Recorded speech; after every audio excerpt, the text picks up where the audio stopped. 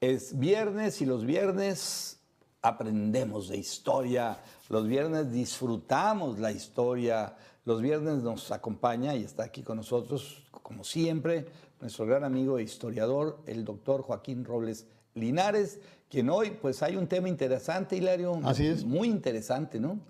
Porque como que no se le daba ese valor, ¿no?, a la mujer en aquellas épocas, una fuerza real. No, no, y además, pero el del personaje que va a tratar ahora es un personaje increíble en la historia, ¿eh? Lo que pasa es que estaba a la sombra de otro personaje. Del marido. Del marido. Bueno, mejor que nos lo platique el doctor Joaquín Robles Linares. Joaquín, buenas noches. Muy buenas noches y muy contento de iniciar este año con ustedes y además con todo nuestro público. Y antes que nada, desearles lo mejor tanto a Hilario como a ti, Víctor, y a todos aquellos que nos ven, lo mejor este año que viene. Esperemos que sea un año venturoso y en muchos sentidos mejor que el año que pasó. Con el favor de Igualmente, Dios. Joaquín, a ti, a la familia y a todo lo que te rodea, que un excelente año. Igualmente. Bueno, mira, la realidad es que, como bien decían ustedes, el personaje es extraordinario y lleno de matices y de relieves que hacen todavía más interesante una persona que acompañó a Juárez. También tomando en cuenta, y por eso decidimos explicar más o menos quién era, porque este año se ha dedicado a la figura de Margarita Maza de Juárez. ¿Por qué en este año? Porque fíjate que ella nació en 1826, pero murió en un enero de 1870. Y bueno, ¿quién era esta mujer? Porque más allá de haber sido la esposa del personaje histórico por excelencia en México, ¿y de dónde venía? Bueno, hay que explicar un poco los antecedentes y también el entorno en el que ella se desarrolló. Primero, ella era oaxaqueña, al igual que don Benito, pero fíjate que curiosamente, ella nace o se desarrolla más bien en una familia de un señor de nombre Antonio Maza, que tenía antecedentes genoveses y se había radicado y afincado ahí en Oaxaca, y no era hija biológica de este matrimonio. Okay. Hay que explicar un poco lo que era ella. Ella era algo que se denominaba en la época hija expósita. ¿Qué se y pues muchos nos preguntamos, bueno, ¿a qué se referían? Fíjense que en aquellos años los hijos de madres solteras, muchos de estos niños iban y los dejaban en las iglesias. Postos expuestos, pues, a fin de cuentas, y estos niños eran adoptados por las familias y crecían a la par de los hijos biológicos de aquellas familias donde habían sido adoptados. Margarita tenía este origen, había nacido también era hija natural, la había recogido esta familia y la había integrado a la suya. No era una costumbre extraña, ni tampoco ajena también a las costumbres de los sonorenses. Si tú revisas el siglo XVIII, el siglo XIX, en Sonora sucedía un fenómeno similar. Aquí en Sonora había los hijos legítimos en las familias, los hijos también ilegítimos, pero también los centenados, los que venían de aquellos matrimonios que habían desaparecido por enfermedad. Obviamente la esperanza de vida pues era muy corta en aquellos años, y aquellos compadres o aquellos parientes o aquellos primos se hacían cargo, el que en mejor condición estaba, ¿no? Se hacía cargo de aquellos hijos y las familias eran muy extensas y crecían también a la par de los hijos. Bueno, Oye, Joaquín, Margarita. era muy común que si una familia con varios hijos y tenían un hermano, una hermana que no pudieron tener hijos, que le daban uno. Así es que Mira. eran familias muy grandes, pero Sí. además, por ejemplo, Víctor, ahora, por decirte un ejemplo, vemos el compadrazgo como una relación de carácter social. Sí, En cierto. aquellos años no era así, ¿eh? O sea, el compadrazgo era un compromiso.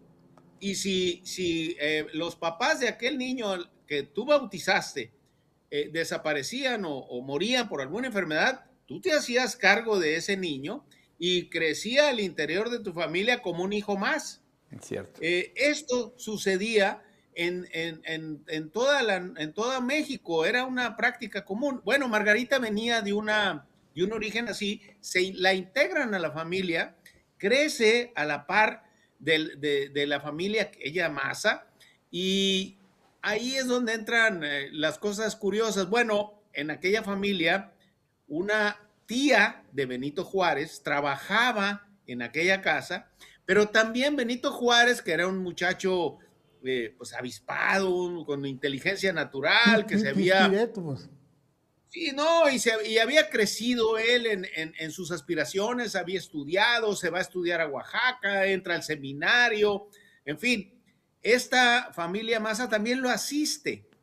Y hay una anécdota muy interesante, porque fíjense que Juárez le llevaba 20 años a Margarita. Ah, caray. Y cuando él está en la casa, asistido por su tía y por la familia, él es testigo de cuando a Margarita la llevan en un portabebé. Él se da cuenta, y entonces la conoce desde chiquita. Oye, Con el tiempo... ¿qué portabebé debió haber sido una canasta, mi querido Joaquín? Exactamente. Es más, utilizo el nombre de portabebé.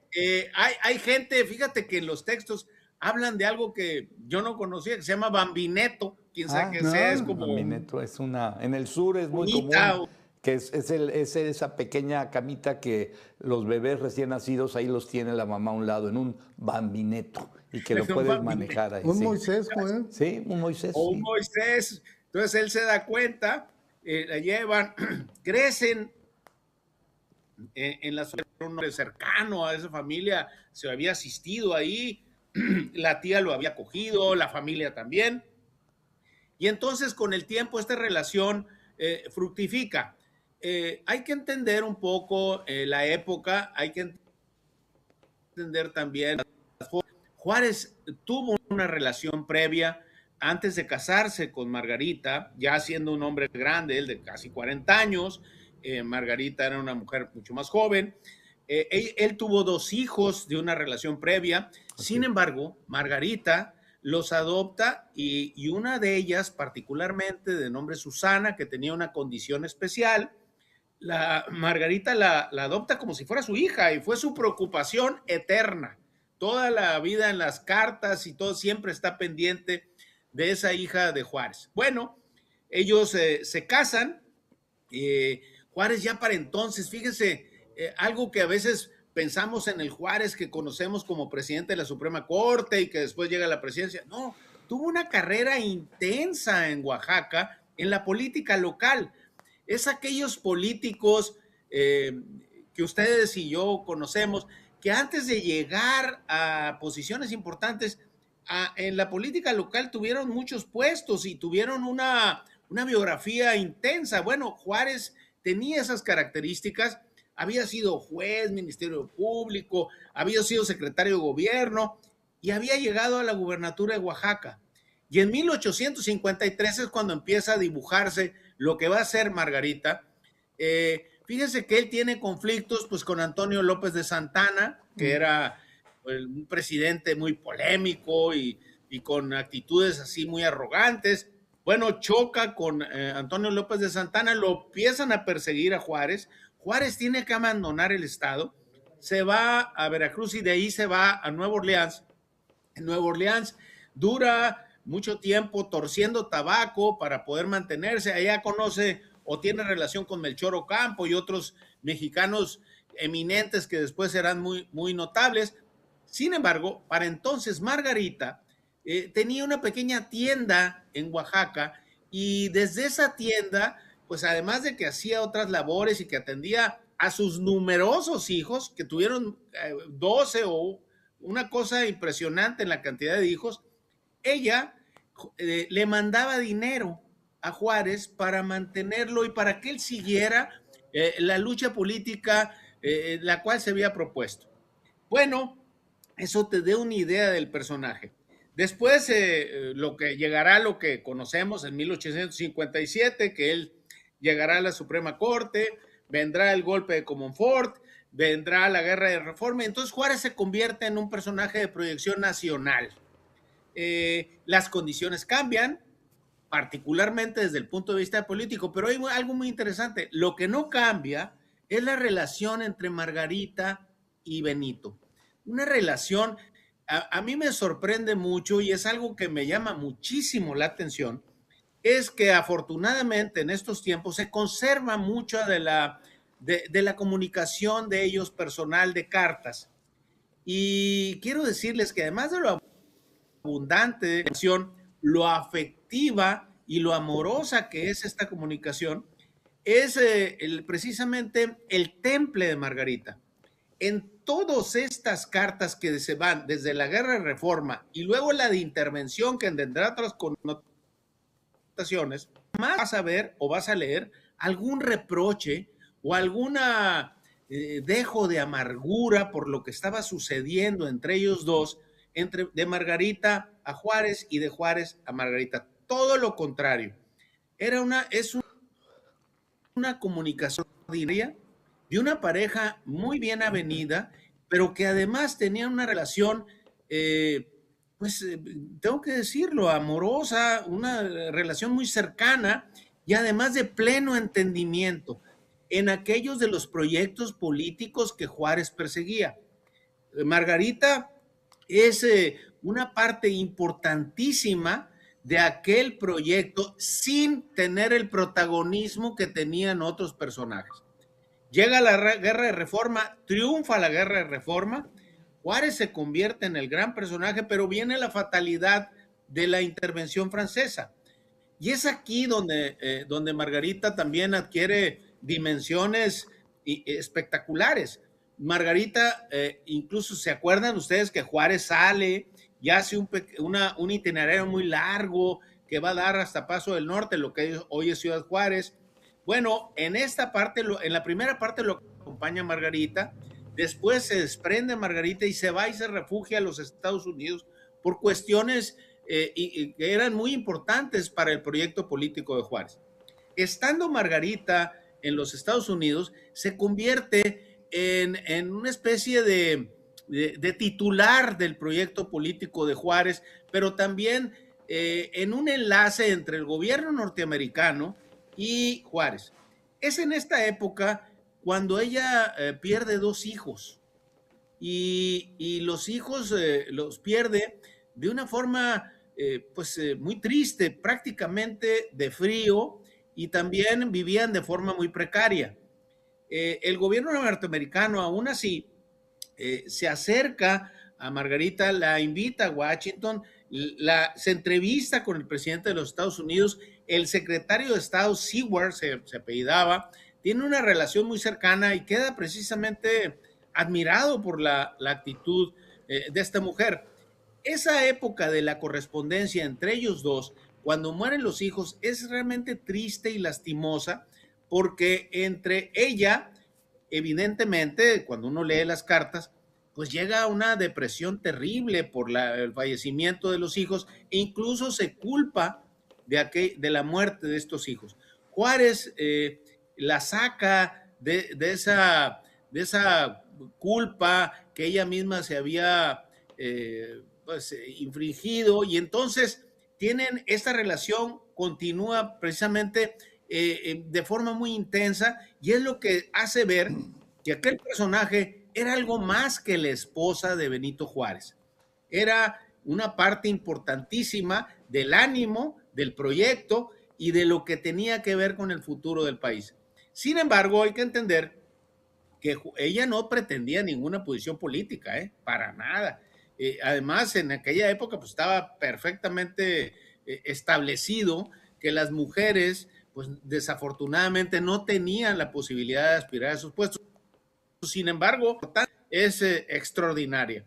Triunfa después ella regresa a la Ciudad de México y por lo que se llega a ver, ella era víctima de una enfermedad, pues, suponemos, o lo que he alcanzado yo a escuchar o a leer, se ve extinguiendo y muere 2 años antes de que Benito Juárez muera. Para entonces, cuando ella muere, Juárez decide y además exige no hacer de su sepelio un acto político. El sepelio de Margarita fue eminentemente un acto de homenaje popular. ¿Y por qué es esto? Fíjense que hay algún detalle curioso, porque todas las tardes, siendo presidente ya Juárez y siendo el personaje que era, caminaban de Palacio Nacional hasta la Alameda, y en la Alameda pasaban las tardes, ya tarde, y la gente los veía, la pareja, convivir y además tener relación con los vecinos que ahí se encontraban. Esto hizo que Margarita fuera sumamente respetada y admirada, precisamente por su temple, pero también por la relación que tenía con Juárez. Muere, y a pesar de que Juárez había prácticamente prohibido, porque ella se lo había también pedido, que no hubiera este tipo de ceremonias, el sepelio fue una cosa espectacular. La gente, sin haberla convocado, la gente salió a despedirla, e incluso hubo oradores como Guillermo Prieto, otros personajes que hicieron una relación de aquella vida tan intensa de Margarita al lado de Juárez. Juárez morirá 2 años después por un problema cardíaco que vemos hoy. Sin embargo, el personaje de Margarita es extraordinario, y lo que yo les cuento aquí es muy poquito de su vida tan intensa y además tan interesante y tan importante para el proyecto político de Juárez y para la República en aquellos años. Oye, Joaquín, y un detalle importante es que ella nunca dejó su fe, ¿no? Su fe católica. No, para nada. Fíjate que no chocó con Juárez. No, para nada. Ella no tenía absolutamente ningún prurito por exaltar su fe católica y por participar en los ritos religiosos. Para nada. No era lo que cualquiera se imaginaría. Es más, fíjate que sus últimas palabras, según lo que he alcanzado a leer y a recoger por ahí, es, le dice a Benito: te encargo mucho a las muchachas y que se casen por la iglesia, para que veas que es lo importante para ella, que era la religión. Yo tengo en este sentido una opinión personal. Ni Juárez tampoco abjuró nunca de su religión ni nada. Ellos lo que hicieron fue separar las cuestiones administrativas, claro, que la iglesia tenía, como demografía, defunción y bautismos, y todo lo que eso tenía.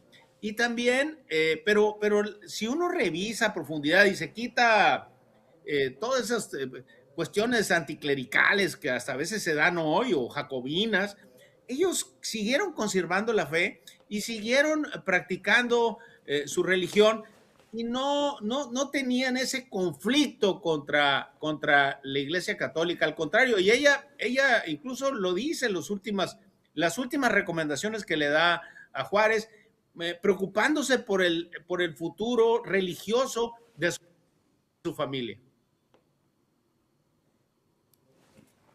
Oye, Joaquín, ¿ella vivía, se quedó en Oaxaca o acompañaba permanentemente a Juárez? Porque se hablaba de que eran, pero no estaban todo el tiempo juntos o mucho tiempo juntos. De 53 en adelante, la relación de ellos siempre fue muy intensa, muy cercana, pero mientras pudieron estar juntos, lo hicieron. Hubo ocasiones, y muchas de estas, que tuvieron que separarse. Primero por la Guerra de Reforma, primero por la persecución de la Guerra de Reforma, también estuvieron separadas en algunas ocasiones. Y luego, en la Guerra de Intervención Francesa, ella se tiene que ir a Nueva York, y entonces se separan por completo. Sin embargo, la comunicación por carta es intensísima. Tenían una comunicación muy fluida, y ella hace las veces de una especie de agente personal de Juárez ante el gobierno norteamericano.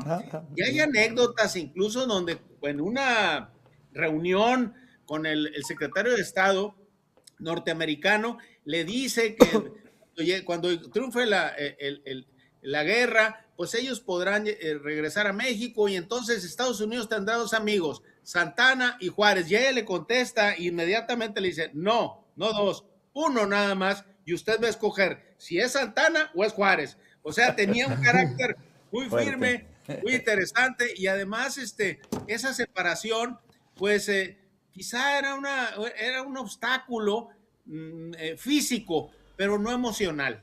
Eso es. Joaquín, pues increíble la historia de esta mujer, que creo que hace falta conocerla más a fondo, porque la verdad es que vale la pena. Oye, Joaquín, pues muchas gracias, Joaquín. Buen fin de semana. No, hombre, muchas gracias a ustedes. Lo mejor y muy buen fin de semana. Y aquí nos vemos el próximo viernes. Con el favor de Dios, gracias. Doctor Joaquín Robles Linares, nuestro amigo, nuestro historiador de cabecera, y ahora con el tema de, bueno, Margarita Maza de Juárez. Muy interesante. Y parte, ¿no? Un poquito de su vida, una embarradita de su vida, muy, pero muy interesante.